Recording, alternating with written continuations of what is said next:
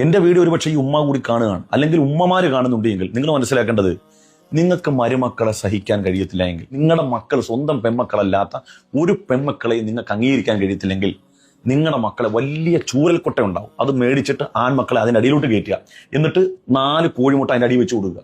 കുറച്ച് കഴിയുമ്പോൾ വിരിയും. അപ്പൊ അവർക്ക് പേരക്കുട്ടിയുടെ പ്രശ്നമൊന്നും വരത്തില്ല, ചെറിയ കോഴിക്കുഞ്ഞുങ്ങളെ കിട്ടും. അങ്ങനെ നിങ്ങൾ വളർത്തുക. എൻ്റെ പ്രിയപ്പെട്ട ഉമ്മാരെ, നിങ്ങളുടെ ആൺമക്കളെ കൊണ്ട് നിങ്ങൾ പെണ്ണ് കെട്ടിച്ചിട്ടുണ്ടെങ്കിൽ അവനവന്റെ ഭാര്യനെ ഊട്ടിയിലും കൊണ്ടുപോകും, കൊടൈക്കനാലും കൊണ്ടുപോകും, മൂന്നാറും കൊണ്ടുപോകും, പാർക്കിലും കൊണ്ടുപോകും, ബീച്ചിലും കൊണ്ടുപോകും. ആ വരുന്ന പെൺകുട്ടിക്ക് വലിയ ആഗ്രഹങ്ങളും പ്രതീക്ഷകളും ഉണ്ടെന്നേ. 24 മണിക്കൂറും ഈ തുണിയെരുമ്പുക, അടുക്കളയിൽ കിടന്ന് പണിയെടുക്കുക, ഇത് മാത്രമാണ്. എന്താ ഇവർ പോലെ അടിമകൾ വല്ലതാണ്? അത് വീട്ടിലെ വാഷിംഗ് മെഷീൻ. ഈ അടുക്കളയിലെ തീച്ചൂടിന്റെയും കഷ്ടപ്പാടിന്റെയും പ്രയാസത്തിനിടയിൽ ഒരല്പം വിശ്രമവും സമാധാനവും ഒക്കെ കിട്ടാൻ വേണ്ടിയാണ് ഭർത്താവും മക്കളും ഒക്കെ ആയിട്ട് പുറത്തു പോകുന്നത്. സത്യത്തിൽ ഈ പെൺകുട്ടി പറഞ്ഞിട്ടല്ല, നിങ്ങളുടെ പേരക്കുട്ടികളുണ്ടല്ലോ, അവരുടെ ആഗ്രഹത്തെ മാനിച്ചിട്ടാണ് ഈ പോകുന്നത്.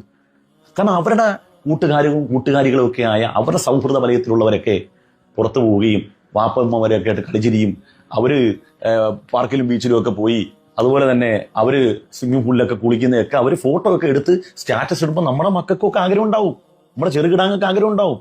അപ്പൊ അതിനുവേണ്ടി പോകുന്ന അവര് പോയി തിരിച്ചു വന്നു കഴിഞ്ഞാൽ പിന്നെ മോന്ത ഇങ്ങനെ വീർപ്പിച്ച് ഇങ്ങനെ വെച്ചോണ്ടിരിക്കുകയാണ്. ഈ വന്നവന്റെ പ്രയാസം അത് തന്നെ. അവൻ ഒരേ ഒരു പ്രശ്നമില്ല, വേറെ പ്രശ്നമൊന്നുമില്ല. ഇവളെയും കൊണ്ട് ഉടുത്തൊരുങ്ങി പുറത്തു പോകാൻ പാടില്ല. ഓളെ 24 മണിക്കൂർ വീട്ടിൽ തന്നെ ഇരുത്തും.